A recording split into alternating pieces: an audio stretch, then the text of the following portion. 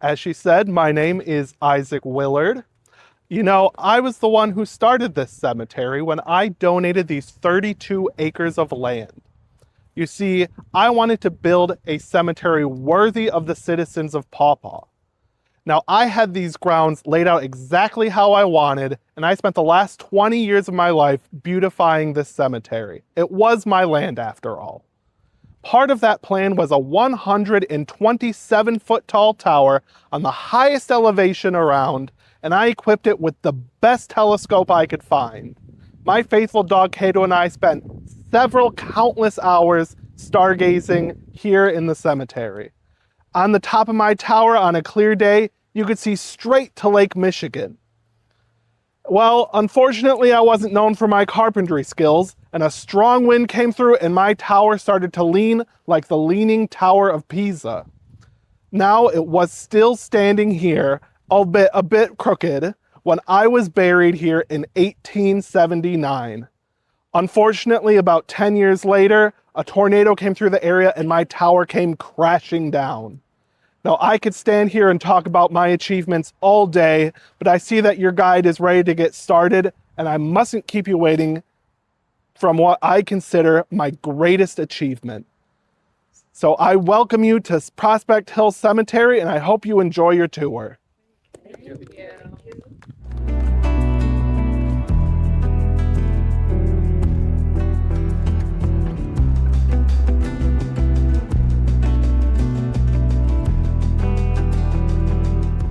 Good afternoon, everyone, and thank you for coming to visit with us today. My name is Frank L. Van Ness.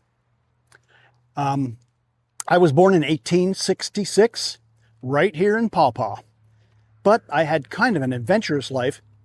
You see, my parents were a little concerned that I wasn't going to make anything of my life, because instead of paying attention to my studies in school, I spent more time sketching my classmates. So when I was 16, my father made arrangements for me to go study art in New York City. So, and that's where my ability to sketch very rapidly and also to make drawings based on written descriptions of events really began to pay off. You see, newspapers were just beginning to use illustrations. So one of my instructors suggested that I respond to a request for someone who could make line drawings that were suitable for etchings for a newspaper. Imagine my family's surprise when I told them that I was going to get paid, and paid quite well, to travel all over the country drawing pictures. In 1886, I actually became kind of famous for helping to solve a mystery. I helped to identify, using my artistic abilities, I helped to identify the defendant in a case that became known as the St. Louis trunk murder. It seems two English gentlemen, a Mr. C. Arthur Preller and a man known as Dr. Walter H. Maxwell, were checked into the Southern Hotel in St. Louis. They were often seen together, and it was apparent that Mr. Preller had a significant amount of cash with him, and it was also known that they were going to be traveling on to New Zealand. Well, one morning, Dr. Maxwell checked them both out of the hotel and stated that Mr. Preller had gone on ahead to San Francisco. But within 6 days, a decided odor began to emanate from room 144. Oh, he had stated that the two trunks that were left in the room would be picked up on their return from New Zealand. But 6 days later, it started to smell. So when the manager investigated, he found the decomposing body of Mr. C. Arthur Preller in the room. Well, the police had tracked or Dr. Maxwell to San Francisco, where he had booked passage to Auckland, New Zealand, on the ship City of Sydney. And so the chief of police, Harrigan, in St. Louis, sent a telegram to the U.S. consul in Auckland, and Dr. Maxwell was apprehended on his arrival in New Zealand. Well, the New York Herald sent me to St. Louis to cover the trial. When I got there, it became apparent that authorities were having a difficult time establishing the true identity of Dr. Maxwell. And there was a law in effect that prohibited photography or even sketching in the courtroom until after a verdict. But I was able to obtain an interview with Dr. Maxwell, and after the interview, I used my abilities of vividly remembering faces to make a sketch of Dr. Maxwell, which was published in the New York Herald, along with a request for people to help identify this man. Well, at the time, the New York Herald was distributed internationally, and a pal of Dr. Maxwell's saw the article, read the article, and saw the sketch in London, and identified Dr. Maxwell as a Mr. Hugh Moultrie Brooks, as Dr. Maxwell, thus ending the mystery of who Dr. Maxwell actually was. Oh, and he was convicted of the murder of Mr. C. Arthur Preller. Well, in 1891, I got a little tired of doing all the traveling all the time, so I, along with a couple members of my family, I moved to Chicago. And but I found that I was not quite cured of all the adventures and exploits that I'd been on.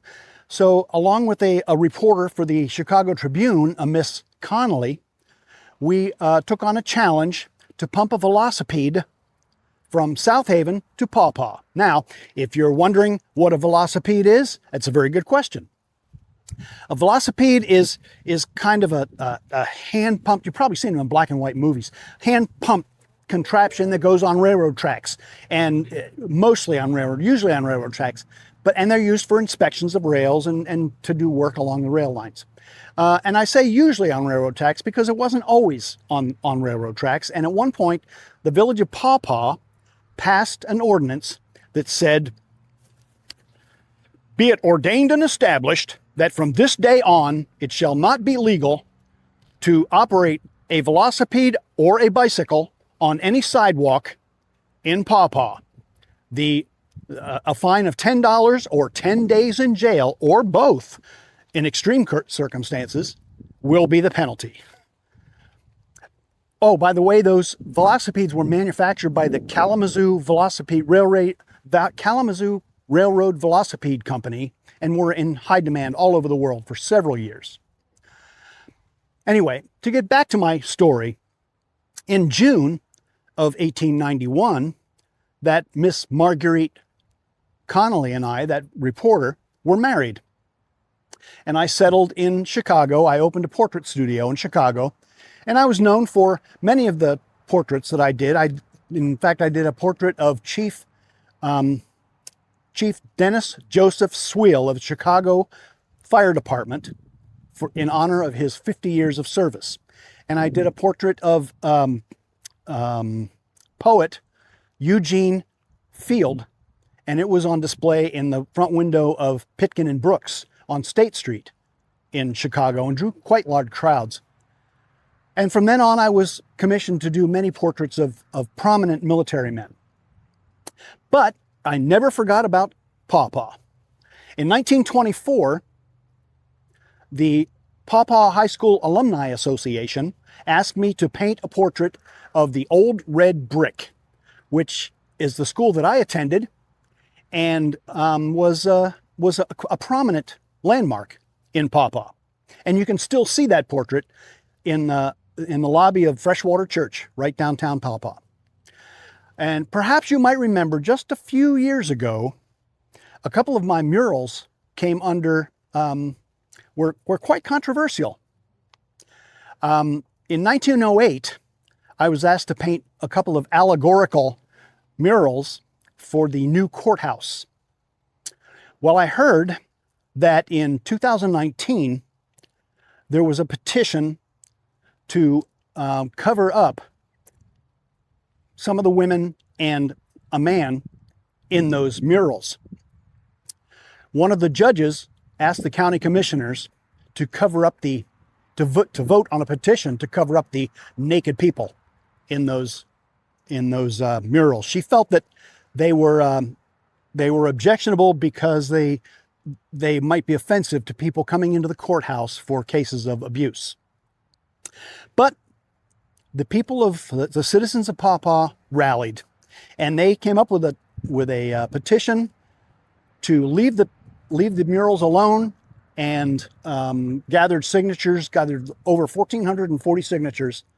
And when it came up for a vote, the judges or the commissioners voted 6-1 to leave those murals as they were. Now, if you're wondering what was so objectionable about the murals, they were a reflection of the time in which they were painted, when ideals such as justice and liberty were often depicted in what was believed to be the Greek tradition of bare-breasted women and naked men. The painting in the rotunda is of Athena. It's called I forget what it's called, but it's a painting of Athena, goddess of wisdom and justice. And they're still there just the way I painted them in 1908. Excuse me. Sadly, my wife, Maureen, passed away in 1928. And in 1930, the Courier Northerner happened to mention that I was going to be visiting friends and family back here in Michigan.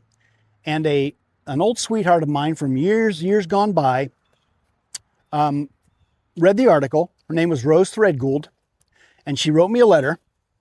And because I was a widower and she was a widow, we decided to spend the rest of our lives together. Rose and I had a wonderful 10 years together, and I died in 1944.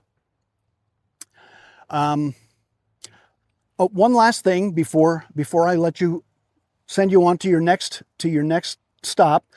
You might be wondering why I'm buried here with no headstone.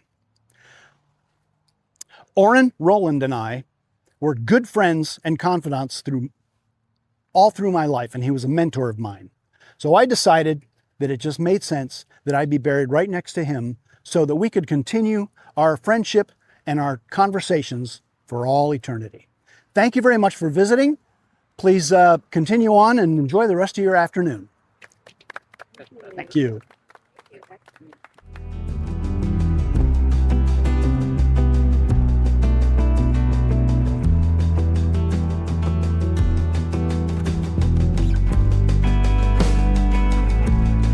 As introduced, everyone, on this lovely Saturday afternoon here, where you'd think summer would have gone by the wayside, but you know, that's Michigan for you. It loves to kind of sneak up on you. It loves to throw a couple of those cold days, make you think fall is finally here, and then come back with a 90-degree weekend. So, as introduced, my name is Harry L. McNeil, and I was born in 1870 right here. Well, not right here, but I was born here in the village of Paw Paw. And I'm happy to say that I spent pretty much my entire life right here in this absolutely marvelous community. Now, my parents were Alzinia Halstead and Alan McNeil, and my mother, she was born in Medina, Ohio. And her parents, and her 7 siblings made the journey here to Michigan when she was quite young, and they settled in White Oaks, Michigan, about 4 or so miles south of where we're at right now. My father, Alan, he was actually born right here in Michigan. He was born in Texas Township down in Kalamazoo County, but like my mother, at a very young age, he ended up with his family moving to Lawton, Michigan. Now, my mother and my father stayed in their respective communities pretty much the entire time they were growing up, and they stayed there until they met in 1864 and were married in 1865. And after they were married, they decided to move here to Paw Paw and put down roots, and the McNeils have been here ever since. Now, when you look at the geographic location of Paw Paw, I'm wondering if the fact that it's kind of halfway between both Lawton and White Oaks, that it's kind of that gave them a chance to visit both of their families on equal terms. Now, that's enough of the family genealogy. A little bit about me. I, as I said, was born here in this lovely community. I grew up here. I went to Paw Paw High School, graduating in 1889. There were some questions as to whether I would graduate or not. And upon graduation, I took my first job with Judge Heckert here in Paw Paw.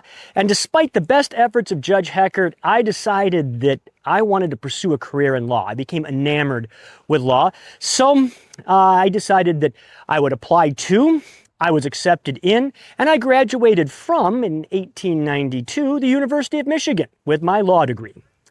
I came back here, the only logical place to come, back home to Paw Paw, where I hung up my shingle down on Main Street, and I practiced law for pert near about 4 years. And during that time, I became enamored with abstracts, and I decided I wanted to go that route. I'd learned about them in college, and I had the opportunity to purchase the Van Buren abstract office here in Paw Paw, so I did in 1897. Now, some of you might ask, what does an abstract office do? Well, in a nutshell, an abstract office is here to protect you. Let's say, what's your name? Mackenzie. Mackenzie. So Mackenzie here, and then what's your name? Jan. Jan. So we have Mackenzie and Jan. Mackenzie would like to buy a farm. Jan has a beautiful 100-acre farm for sale. They get together, they create the deal. What I do is I come in and I make sure that Jan is the person that's authorized to sell the land. Either she is the owner or she is the legal representative of the owner. What we look for are things like, does Jan have siblings that maybe are also co-owners, but Jan hasn't told them that she's selling the farm, and therefore you could be in trouble and hung out with that extra expense should the deal go through. We also look for things like, does Jan have business partners maybe that she was working with? Maybe this was a business venture, or maybe there's a lien on the property. The bills didn't get paid for something, whether she agreed with it or not, and therefore that has to be taken care of before the deal goes through. Otherwise, you may be stuck with said problem. So this is in kind of a nutshell what an abstract office does. Now, what else have I done?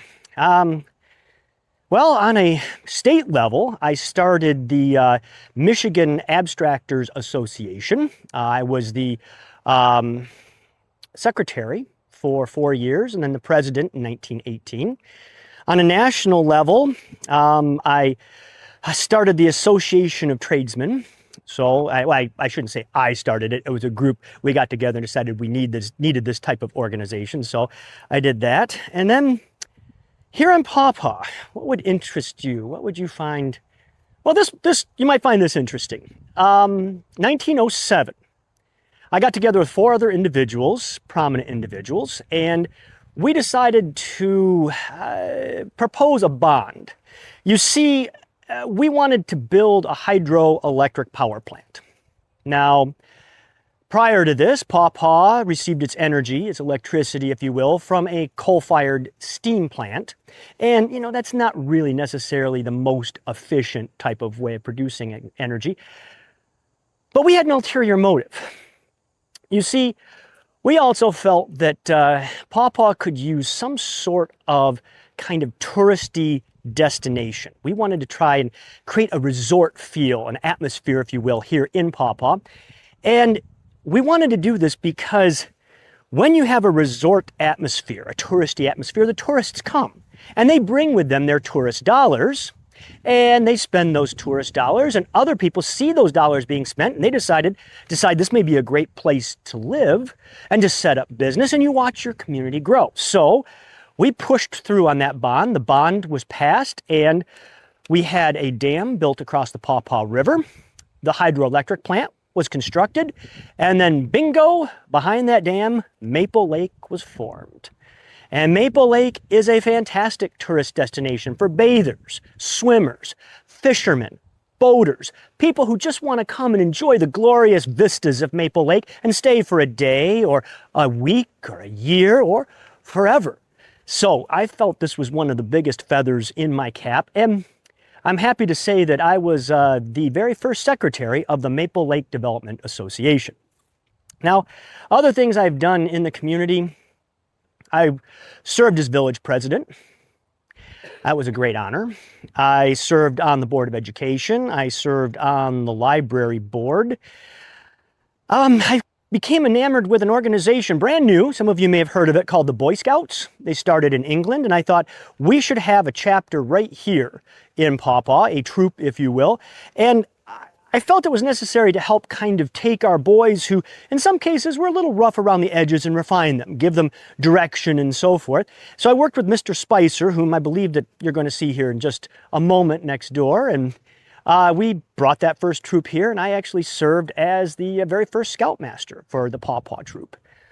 I also am proud to say that I've served as the chief in the Paw Paw Volunteer Fire Department, and it's an honor because my father before me also served as chief of the Paw Paw Volunteer Fire Department. So that was quite, excuse me, a great honor. So, well, you know, I've covered a lot, and I think I've hit all the high points with all of you folks, and I could stand here and talk about the glories of Paw Paw for absolute hours, but I understand you have other people that you need to visit, so I'll just finish with this last thing, and that is one of my proudest achievements out of all of these is the fact that my family came here in 1865, and they're still here today. And that shows me that this community is the perfect community to move to and put down your roots. And that's something that is really near and dear to my heart. So thank you for visiting, everybody. I appreciate it. And I wish you the best on your journeys here today.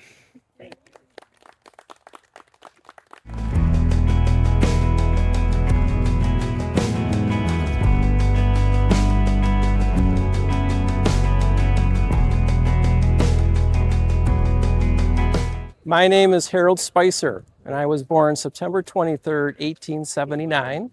That's 14 years after the end of the Civil War. And I have a question for everybody before I start my speech.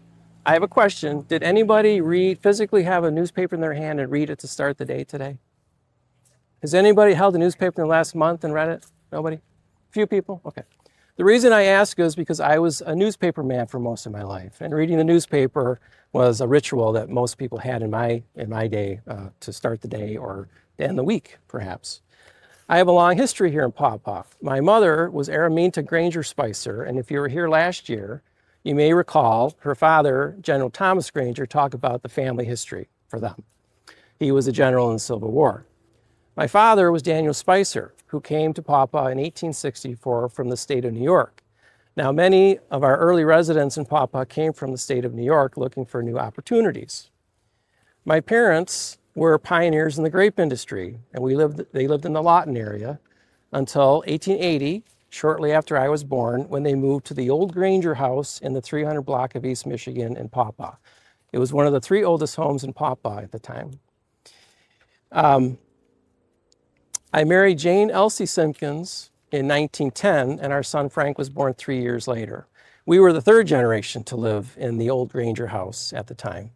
Unfortunately, in 1959, the house was torn down and a Harding's was built at that location. And it's now where the Dollar General sits on East Michigan, if you're familiar with that area. I spent my whole life here in Paw Paw and went to the old red brick schoolhouse, as they called it, and graduated in 1898. My family business was D. Spicer and Company. My dad was a grocer. So since I shared the same last name as my father, I worked in the family business until he died in 1913. Soon after that, my wife's family moved to Paw Paw and they bought a newspaper. And this is probably a good time to stop and talk about the press in Paw Paw. It's quite convoluted and confusing, if you can believe it. In 1843, Harrison Miller brought a press to Paw Paw, and he published the tax rolls, but he also had a weekly newspaper called the Paw Paw Democrat. Now, back in those days, most newspapers had a political affiliation, and they weren't shy about expressing their political views in their paper. Well, that paper lasted about a year when Miller died. It would be another 2 years until a man named Samuel Gent and a printer named Geiger came to Paw Paw to create the Paw Paw Free Press. Well, they came from Detroit and brought a 2-pull wooden Rampage press. Say that quick 3 times, I dare you. You would think about how difficult it would be to get a press all the way from Detroit to Paw Paw. Well, you'd think, we'll use the railroad. Well, the Michigan Central Railroad had started their line from Detroit to Chicago in 1836, and by 1844 they had made it all the way to Battle Creek. So in their case, the press was put on a wagon and taken here to Paw Paw, which would have taken about 10 days depending on the weather and the quality of the roads at the time. Well, the story goes, a while after they started printing their paper, the printer Geiger became so disgusted with the course of events that he took the screw out of the press, threw it in the river, got on a coach to Detroit, and was never heard from or seen again. Nobody knows what the conflict was between the two partners. Well, Gant soldiered on for another year and then sold the paper to a man named McHenry. Guess what? He lasted a year. Sold it to a man named S.T. Conway. He sold it a year later or so to a consortium of local business owners who were determined to have a newspaper in Paw Paw. A growing town needed to have a newspaper. And if you were here last year, you may recall the story of the business owners getting Isaac W. Van Fossen to come to Paw Paw and publish the paper, which he did for 33 years, which was a pretty good run at the time. Meanwhile, another paper in town was called the Van Buren County Press. It was also being printed under the guise of the Democratic Party at the time. And they changed their name to the Paw Paw Courier, which may be a name familiar with you. Another newspaper that may be familiar to you, if you're a history buff, was the True Northerner. Now, that was a newspaper that started in 1855 by 1855, sorry. When you're dead, your memory starts to fail. In 1855 by a man named George Fitch, who also published the Kalamazoo Gazette, which is still in print today. Well, they win the prize for longest newspaper because that newspaper lasted for 65 years. And as you recall, my in-laws moved to Paw Paw about 1913, and that's when they bought the Free Press. And then soon after that, we bought the True Northerner and combined the paper into one called the Courier Northerner. I was the publisher of that paper for 44 years. And I saw it as a civic duty to keep that paper going. It was important to me. It's the way we shared information back then. Well, I sold the paper in 1957, a few months before my death, to Phil Rissett. Some of you may have heard that name before. And there could be some Rissetts on the tour today because they still live in the area. Well, I had other positions of responsibility and trust in Paw Paw. I was the Paw Paw village clerk for 10 years. I was on the Paw Paw library board. I was the chair of the American Red Cross for the county during World War II. I was the president of where we sit today, the Prospect Hill Cemetery Association, for a while. And I was also a lifelong member of the Kiwanis Club and the Masonic Lodge. So civic duty was real important to me. But I also had another passion. From time to time in the newspaper, you would see an article or a notice saying that Harold Spicer was part of a quartet, singing in this event or that event. Well, I was a tenor, and music was very important to the family. My mother sang at many public events over the years. My son Frank was in the high school band and played the clarinet. So music was important. And on what was probably a slow news day in 1907, the paper reported that I was the proud owner of a new Bauer piano, a gift from my parents in 1925. Or, I'm sorry, I was 25 years old at the time. And soon after that, what may have been another slow news day, the paper said that I had entertained some Japanese guests and I was found to be a true and royal entertainer. So apparently there was a critic in the crowd at that event. Now, besides being involved in singing in the community, I'm not bragging, but I was also the choir director for the Presbyterian Church for 40-some years. So music was a big thing in our family. Besides these other civic duties and my love of singing, I also was part of the group that brought the Boy Scouts to Paw Paw in January of 1916. And by March of that year, we had 21 boys enrolled in the national headquarters. And I'm not bragging, but my son Frank was the first Eagle Scout to get the Eagle Scout level in 1928 when he was 15.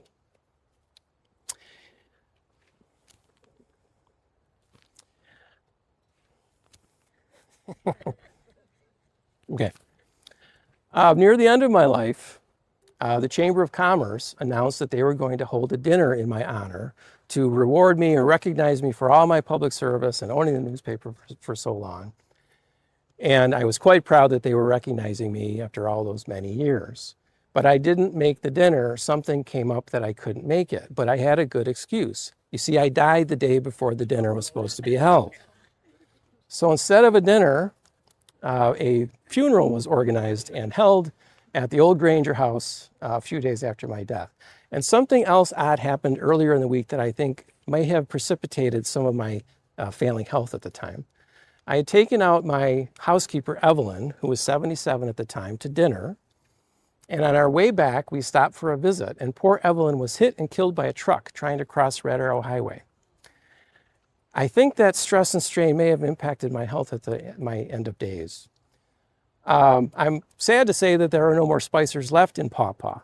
My son Frank and his wife and my two granddaughters moved to San Rafael, California, and that's where they lived out their life. So I want to thank you all for coming today, and I hope you enjoy the rest of your tour.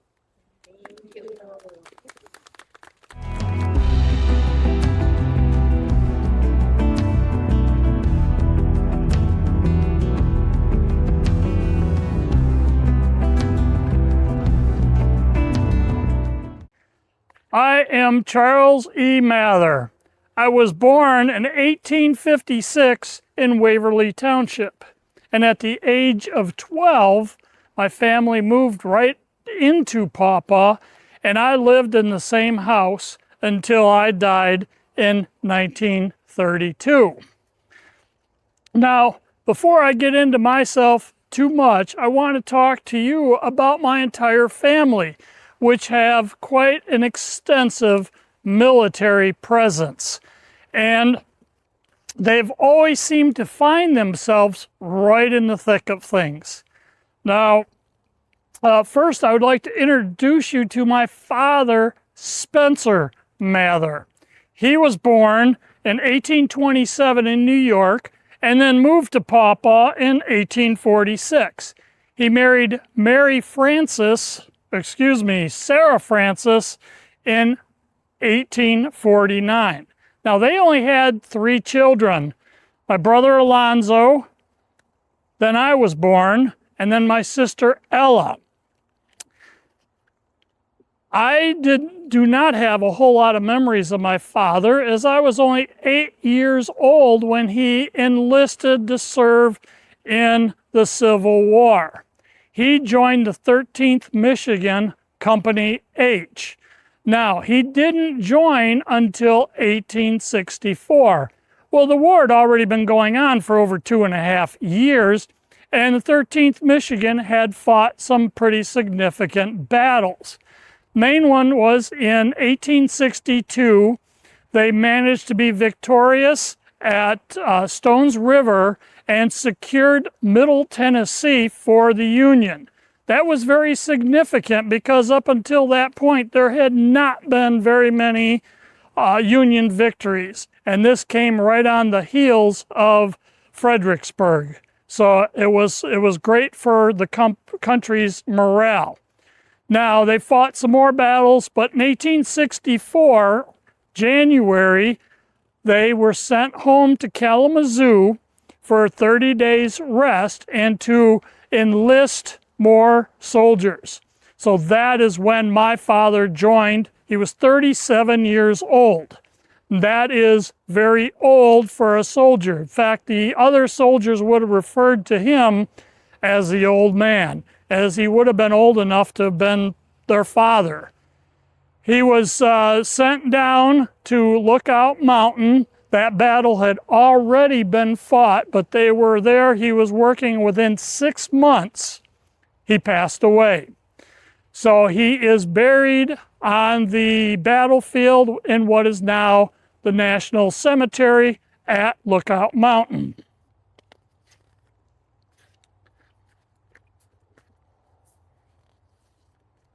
And now a little bit more about me. I married Sarah Payne on November 1st, 1882. She was 19 years old at the time. Her family had only been here for a very short time. We had 4 children. The oldest was Lulu, then Leo, and then Harry, and then myself. Or excuse me, Carl Spencer Mather. I was already born. They were my kids. Leo fought in the Great War. Now, it was known as the Great War until we joined another war in 1941, and then it was more commonly referred to as World War I. Leo was in the artillery regiment, 67th Field Artillery, 42nd Division. Now that was known as the Rainbow Division because it was comprised of 42 different National Guard units from all across the country. They were assembled in August of 1917, and that was 4 months after the U.S. had entered the conflict. When they arrived on the Western Front in November of 1917, they were put under the command of then Colonel Douglas MacArthur. The 42nd would go on to serve in 4 major campaigns. Towards the end of the war, the last 4 months, 2 were on the Marne, 1 was in Saint Michel, and the last one was in the Argonne. He spent a total of 18 months overseas, survived the war, and returned home here to Paw Paw. He had a son. Son's name was Lieutenant Spencer Edward Mather. He enlisted in Company D of the 157th Infantry, and they were sent to Africa where they saw a lot of very fierce fighting. They were then sent to Anzio Beach in Italy, where they took the beachhead and then became bogged down for over 4 months. And finally, towards the end of May, they were just at that point able to break through, but this is what happened. He was in command of a heavy machine gun platoon on May 31st on the battlefield. One of his fellow officers wrote home to the family saying this: "One of the machine gun squads was hit hard and was badly burned. A soldier was badly burned by an exploding shell. Lieutenant Mather took that soldier back to an old house at the rear of the field. When he was returning to his former position, he himself was hit by a shell and so died, a brave and true officer." After the war was over, it was common for families to request that the remains of their loved ones be returned to the U.S. And this is what happened with Spencer, Leo's son.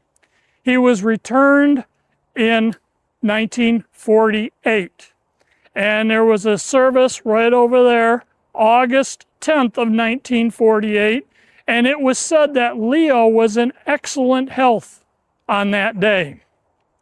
He went home, went to bed as normal, got sick at midnight, and was dead 2 hours later. So in less than 24 hours after reinterring his son, he was gone and buried here a few days later. Now, I would like to talk to you about my son, Carl Spencer Mather. He was the youngest of my children. He fell in love with aviation and flying at a very early age. He graduated from Paw Paw High School in 1913 and soon left to become a student of the Curtis Flying School in Hammondsport, New York.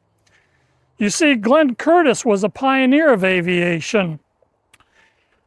Curtiss had earned the first pilot's license in the country, and he set up the first aircraft manufacturing company in the U.S., and Hammondsport was his hometown. In 1910, Curtiss established the flying school at Hammondsport, and they trained some of the finest aviators in this country. My son Carl became one of the most skilled aviators and mechanics at that school. Also, in the early days of aviation, there was a lot happening in Nebraska, of all places. Carl went to Sutherland, Nebraska, where he continued to earn a reputation as being a very highly skilled aviator. When the U.S. entered the Great War in 1917, we were not prepared to fight, especially in the air. The Germans, the British, and the French had all advanced their aircrafts a tremendous amount, but here in the U.S., we did not. Curtiss had been tied up in the courts with the Wright brothers, who were intent on suing everybody over patent violations, and so we did not advance here. And so when the war broke out, we had no combat-ready aircraft, and so our pilots were forced to fly French aircraft.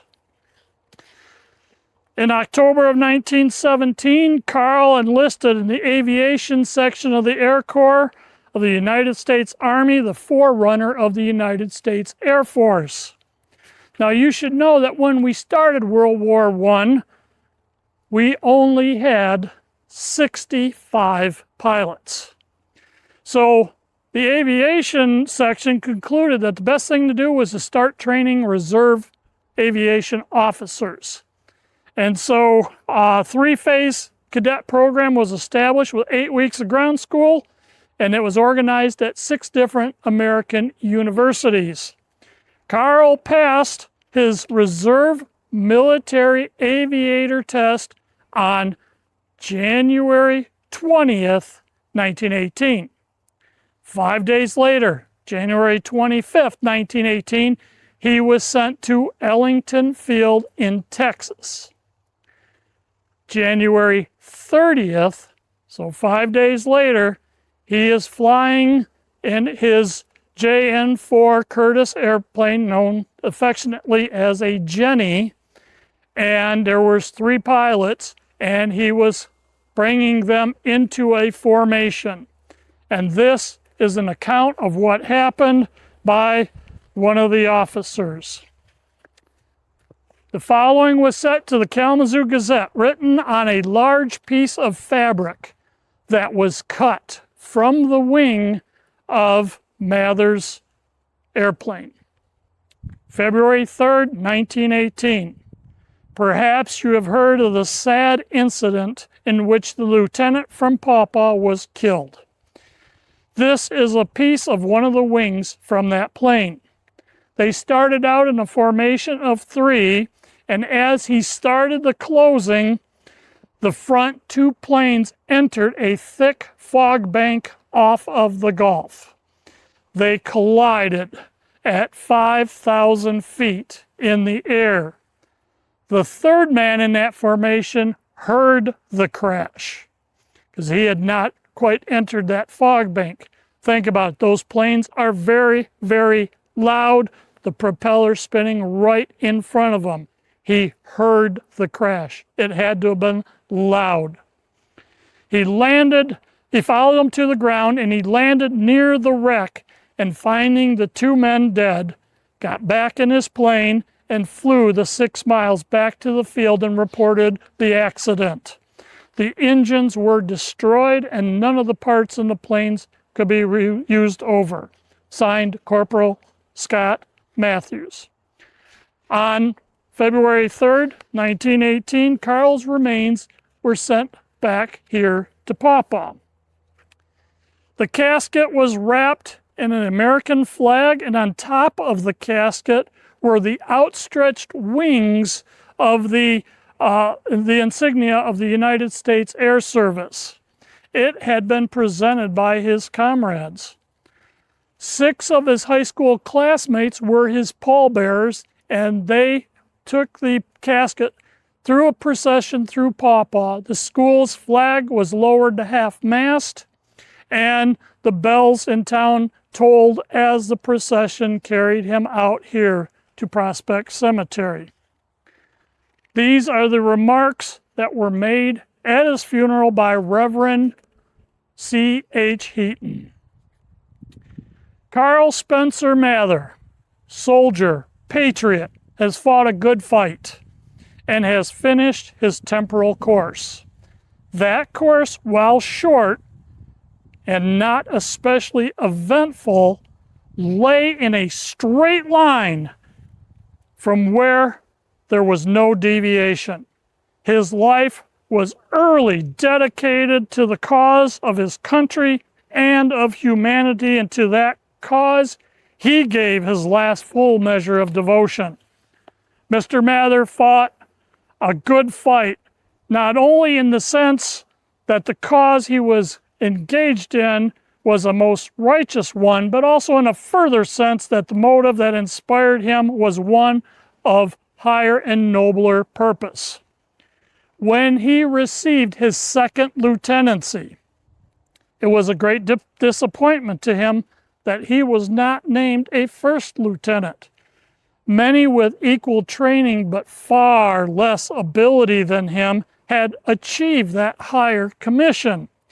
But in a letter to his parents at that time, Mr. Mather says, "We are not in this war for money nor for fame, but we are fighting for our country and humanity." If you think about it, he was killed on January 30th. He had only been a second lieutenant 10 days. That letter must have arrived just in time for his funeral.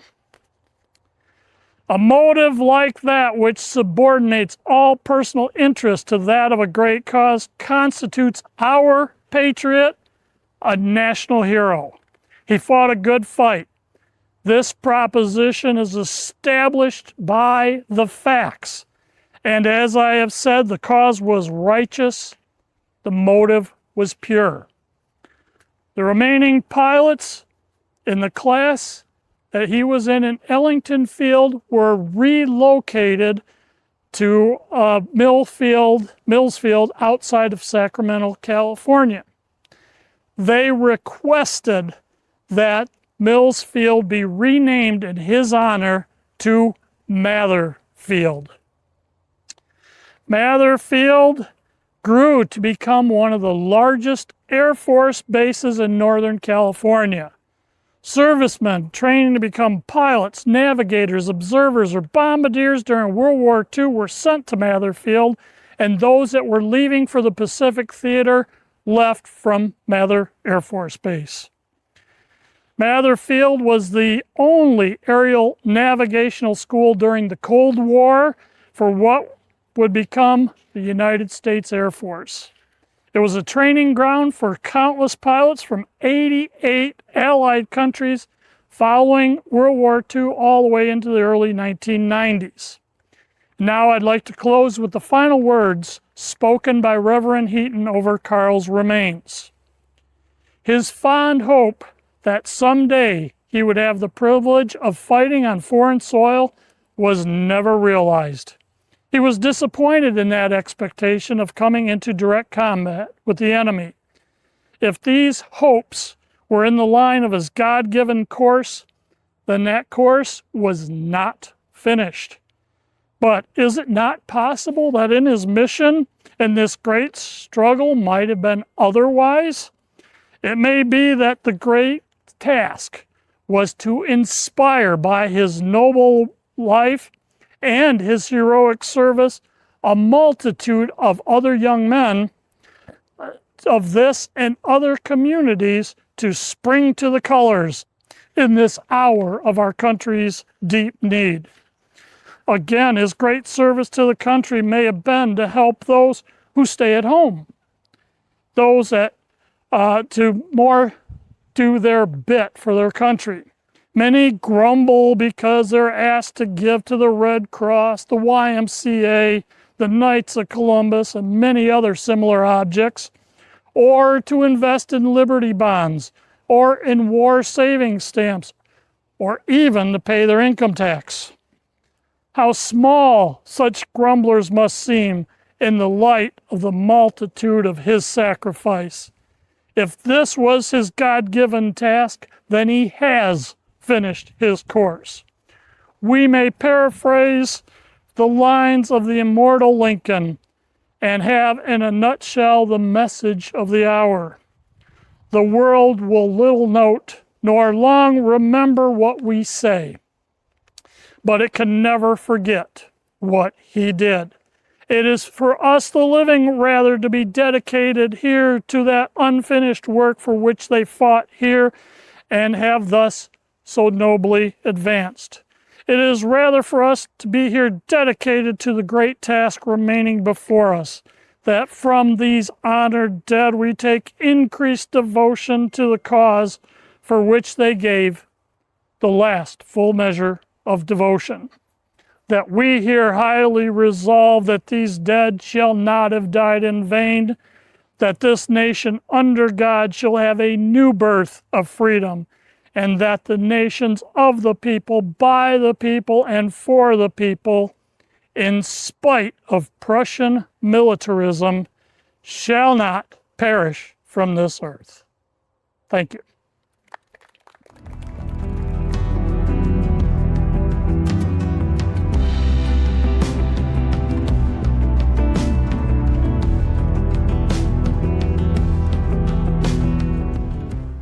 My name is Carolyn Johnson. Some of you may remember me. I was a reporter for the Career Leader some 56 years. If you do remember me, then you know I didn't look like this. Most days you'd see me in a skirt and jacket, sensible shoes, and always a hat. There were some who said Ike was a little dowdy, even frumpy. What you see today is how I always pictured myself, like Rosalind Russell in His Girl Friday, or Katharine Hepburn in Woman of the Year. I figure at this point of my life, I can look any way I want, don't you think? Well, let's start at the beginning. I am the daughter of Dr. William Johnson and Isabel Grumps Johnson. My great-grandfather, Peter Grumps, is known as the founder of Paw Paw. Grandfather Peter was here last year. You may remember hearing his story. But to give you a little background, Peter and great-grandmother Christina Hauk Grumps had 4 living children: John, Ann Eliza, Rosanna, and my grandfather, Peter H. Grumps. Grandfather Peter H. married Caroline Durkee, and they had only one child, my mother, Isabel, though everyone always called her Belle. Belle married William Johnson, a veterinarian, and they had one child, me. My mother, Belle, had been given some 60 acres of property from the many acres owned by the Grumps family. The property ran from the west side of the Paw Paw River, across from where La Cantina is today, along Red Arrow Highway, down to Johnson Street, just past the middle school today, and then south to Paw Paw Road. We had a house on the hill at 201 West Michigan Avenue. That's where New Hope Church is now. We also had 2 barns that sat on raised stone foundations. They were built using hand tools and framed using mortise and tenon, a type of construction where a piece of wood fits in a slot in another piece of wood. There were no nails used to construct our barns, only wooden pegs. Not the kind of construction you'd see today, but they were good, sturdy barns. One barn had stalls for horses, a bull pen, a calving pen, a calf pen, and stanchions for a dozen or more cows. The second barn was a hay barn. We also had a chicken coop. My father built another building that came to be known as the pill shop. It was his office located near the entrance to our property that he used as his office, and that's where he would dispense medicine. As you might imagine, I grew up loving animals. There are family photographs of my father driving a horse and buggy and me on a horse. But Father did not feel that cats and dogs were worthy of his care. His practice was for large animals only. The idea of a small animal practice in veterinary medicine had not yet arrived. I, however, loved cats and dogs. I had many, many well-loved pets during my life. I guess you could say I was a childless cat lady of the 20th century. Yes, I never married, but I had a high school sweetheart. We were in the same class at the old red brick, which is what we called Paw Paw High School. His name was Dale Hinckley, and everyone called him Hink. Dale left Paw Paw High School to enlist in the 1st United States Air Corps in December of 1917. After passing all of his examinations, Dale elected to serve as a chauffeur for the 508th Airborne Squadron. The Paw Paw District Library has many of the letters we exchanged at that time. Dale was first stationed in Texas and then transferred to Louisiana. He was honorably discharged in April of 1919, came home to Paw Paw, and was able to graduate with the rest of our high school class that June. We didn't see each other much after graduation. Perhaps it was because I went to the University of Michigan and he elected to go to the Cow College, Michigan Agricultural College. There were few women at the University of Michigan at that time I was there, and women were not treated the same way they are today. For example, women were not allowed to use the front entrance of the Michigan Union. We had to go around back. Regardless, I received my BA in journalism in 1923, quite unusual for a woman at my time. After graduation, my first job was as a reporter for the Middlesbury News in Middlesbury, Kentucky. I was also called a stringer for 2 years. I would write articles for both the United Press and the Associated Press and send them in to get published. But in 1926, I came back to Paw Paw. I would spend more than 50 years in the Courier Leader, covering community affairs, government, and political news. In 1981, I had the honor of being named Woman of the Year by the Business and Professional Women's Club. The Business and Women's Club had organized a testimonial dinner, but then the celebration got considerably larger when the village of Paw Paw decided to name October 21st, 1981, Carolyn Johnson Day. I was very surprised by the many, many congratulatory letters I received. It was really quite a heartwarming experience. There was a letter from Governor William Milliken and another from the president of the Michigan Press Association, Herb Levin. Then there were those from senators and representatives, Van Buren County judges, U of M alumni, and from my many friends who had served with me on local organizations in Paw Paw. Editor Phil Reset was unable to attend the dinner, but he sent a letter, the first line of which said, What took them so long? You've been Woman of the Year here at the Courier Leader for 56 years. But I have to say, my favorite gifts were bumper stickers reading Go Blue and a Michigan football jersey. And best of all, a letter from Bo Schembechler thanking me for being such a staunch supporter of University of Michigan football for all those years. Most of the community, and certainly the parishioners of St. Mark's Episcopal Church, were quite surprised by my will. I was not a regular churchgoer, but great-grandfather Peter was one of the founding members of St. Mark's Church. And as I had no heirs, I thought that giving most of my estate to the church would be of benefit to the community. I hope you will think of me when you drive around Paw Paw and see Grump Street and Johnson Street, and remember how my family and I loved Paw Paw. I must leave my story here because you still have one more resident of Prospect Hill waiting to talk to you, and he would be disappointed if you were late. Thank you.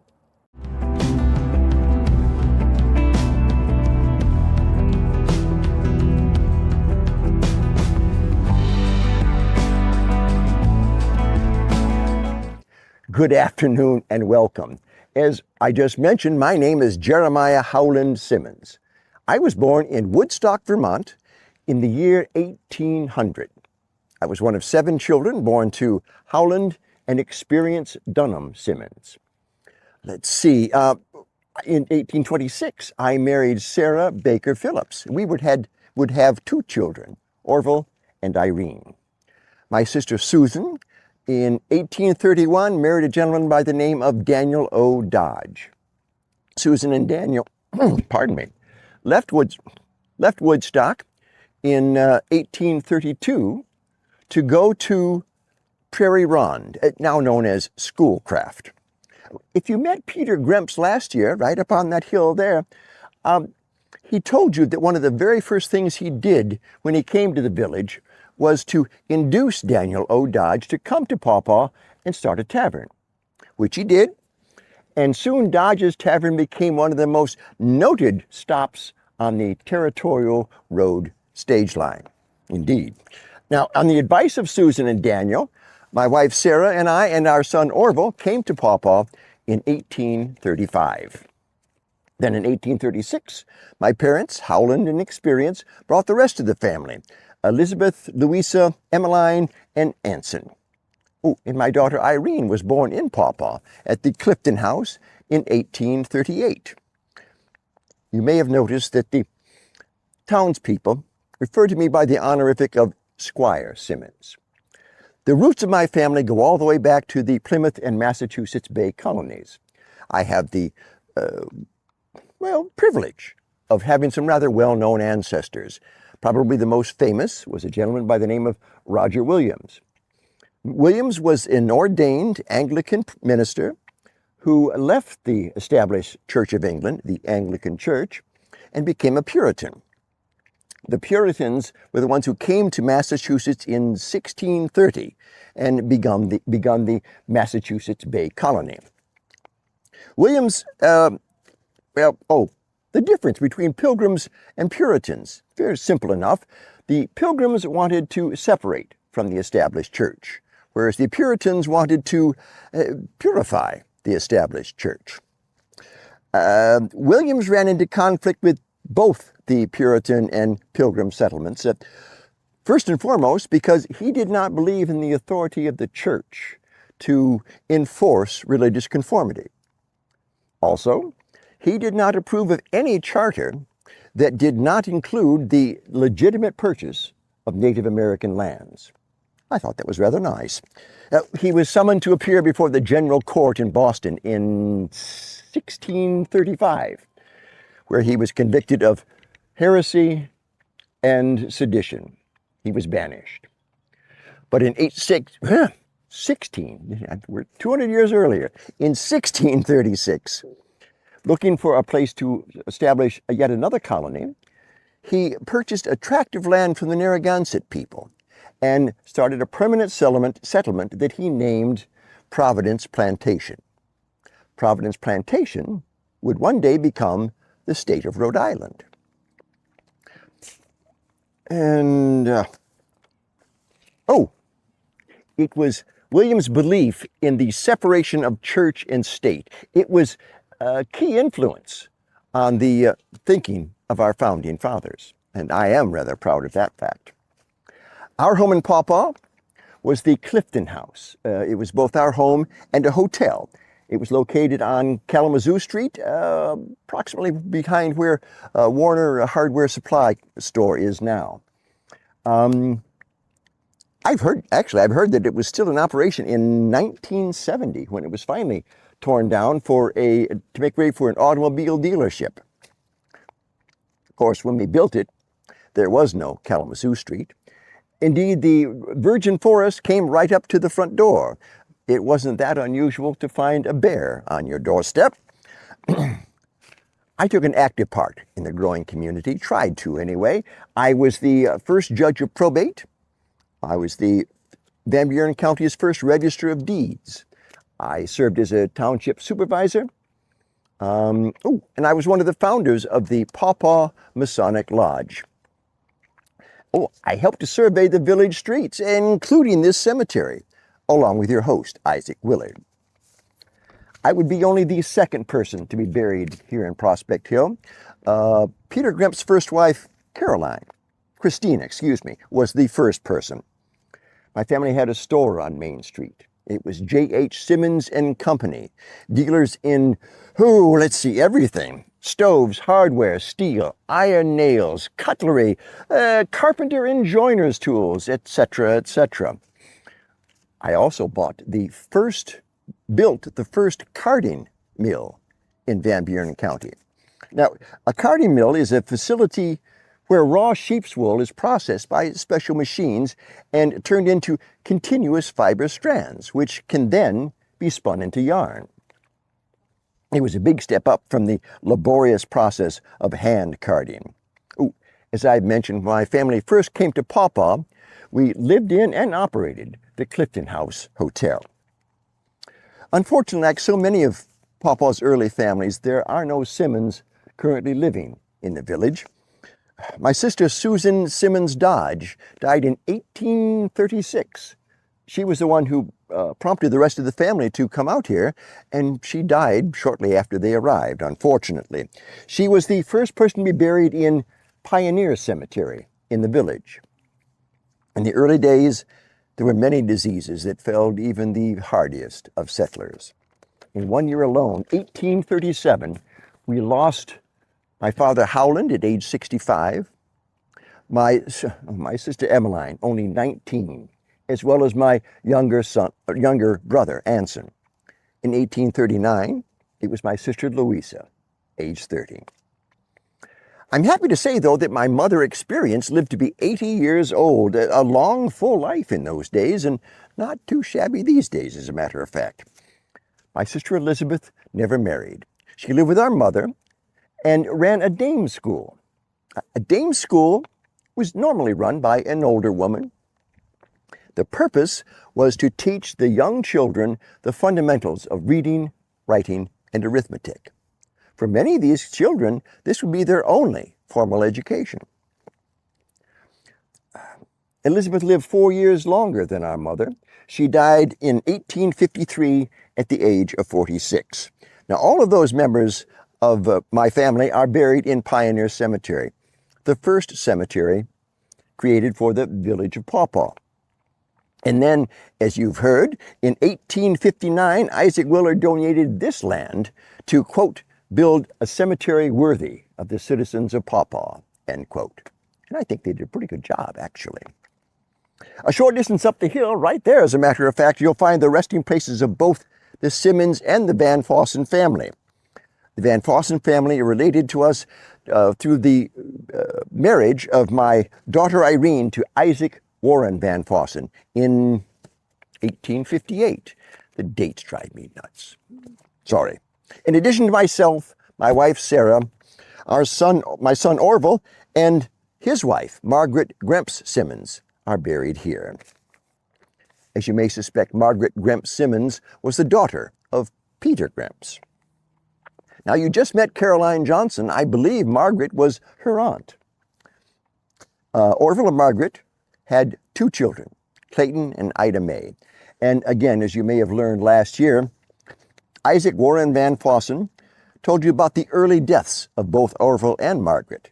And he and Irene took Clayton and Ida Mae into their home and raised them as brother and sister to their 3 Van Fossen girls. Clayton is buried here with the family. He never married, and he died of tuberculosis at the age of 49. Ida Mae is not buried here. She married her childhood sweetheart, Frank Hudson, and the entire Hudson family moved to the state of Washington. Now, Isaac Warren Van Fossen and his wife, my daughter, Irene Phillips, had 3 daughters, Zell, Rena Ray, and Vern. Now, none of whom married, and all of whom are buried here with their parents. There's a memorial stone to Isaac Hahn Van Fossen, his second wife, Catherine Van Fossen. Van Fossen, I don't know, something about the Dutch names, I don't know whether. His first wife, Mary Goding Van Fossen, she died shortly after the Van Fossen family came to the state of Michigan. She was buried in Van Fossenville, which is now known as Concord, Michigan. Well, I think that's it. That's the end of my story, the story of the Simmons family here in Paw Paw. And I want to thank you all not only for coming, but for having the patience to bear with us. As you leave, take a note of all the others tombstones here, all the headstones. They all represent citizens of Paw Paw who lived, worked, and died here to make this the village you live in today. You all have a story. Everyone does. Young, old, rich, poor, famous, or unknown. What do you suppose your story will be? At any rate, thank you for coming out today and listening to our stories.